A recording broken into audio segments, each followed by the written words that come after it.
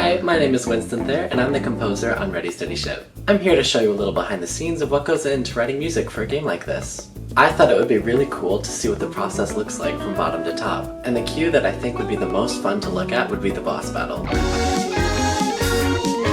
Alright, so I'm about to start working on the boss track for the first time. I have a few ideas I want to play with. I know it's going to be pretty out of style from everything that we've kind of heard in the soundtrack so far. There's been a heavy emphasis on jazz, Latin jazz, and funk throughout the whole soundtrack. The space and the boss theme kind of take us out a little bit more. So I know there's definitely going to be a heavier rock element to the soundtrack or this specific cue. One idea that I have this main theme for like kind of the whole game like this. It's been kind of fun to hide it throughout most of the tracks. I think every track in the game has like a little Easter egg, a little nod to it. And so it's going to be interesting to see how I can turn this into a rock style and still keep the same melody. So I'm going to start writing. 2,000 years later. I just kind of laid out some tracks for a general feel. I have next to me some game footage pulled up, and basically this is kind of what I'm looking at as my reference while I'm kind of writing. And so right now it is all MIDI instruments, no live players, but in a matter of days this will all be recorded tracks.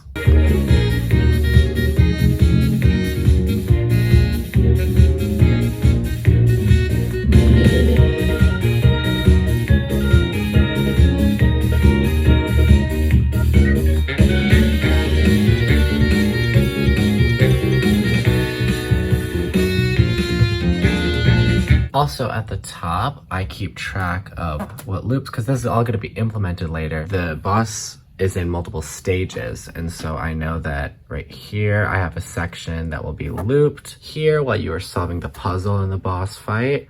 This is going to be what's playing. After the track is written, we move on to recording. This soundtrack had 14 different musicians play on it, and over 400 pages of sheet music used for recording. Here's some footage so you can see what it was like to record some of the instruments featured on the boss battle cue.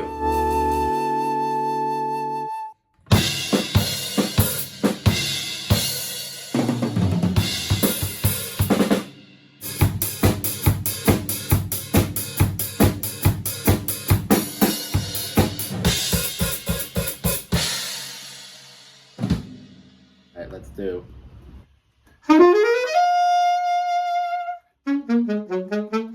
The 2 bars before the entrance. Alright, cool. Sweet. Yeah.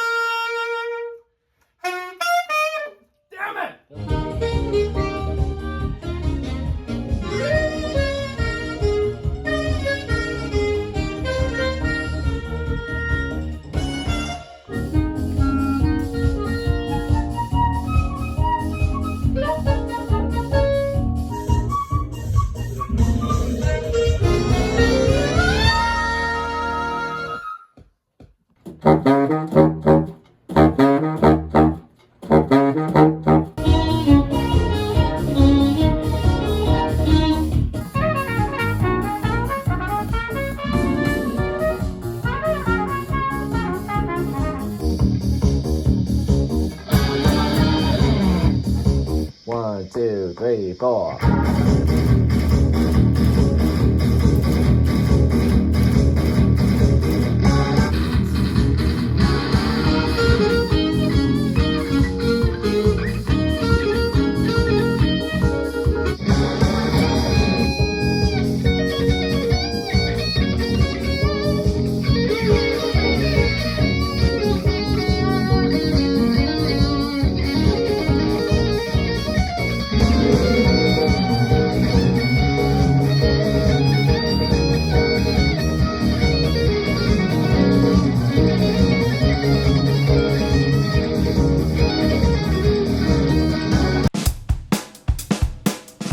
Alright, so after recording, we're moving on to comping all the takes. So we are going through all the audio files and recordings that we made, and we are choosing the best bits, and we're going to export it and put it separately. I'm working with my two lovely sound engineers, Jennifer and Cooper. Hello!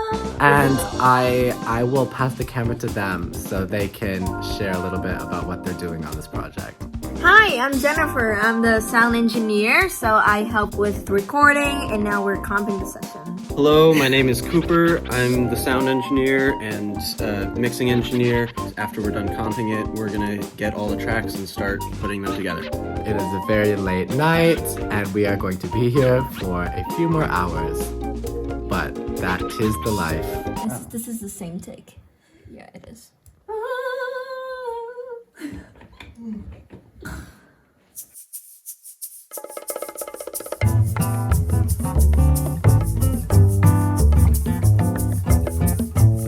So for this part, I decided I'd record a little voiceover here. After the cue is written, I try to work out how it would play in the game. Ready Steady Ship runs all its audio through Fmod, and I 100% recommend it to people just starting in audio middleware, as it's super intuitive and easy for beginners. The boss battle music, similar to the rest of the gameplay music, will include 3 stages. However, the boss battle has different stages that can be broken up into attack, defense, and waiting.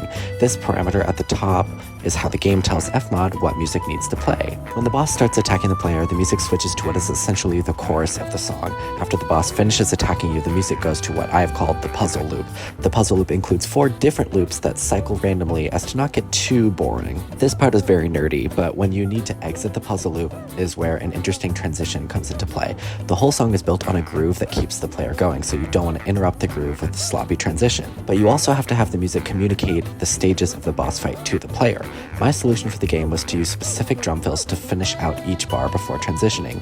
What this means is that Fmod will get a sign to transition back to the attack loop and immediately count how many beats are left in the bar the music is currently playing at, and then it will fill the rest of the bar with a drum fill, perfectly keeping the game in time, while also having a clear transition. Most of the boss battle music takes place in this one event, which is why it looks a little crazy.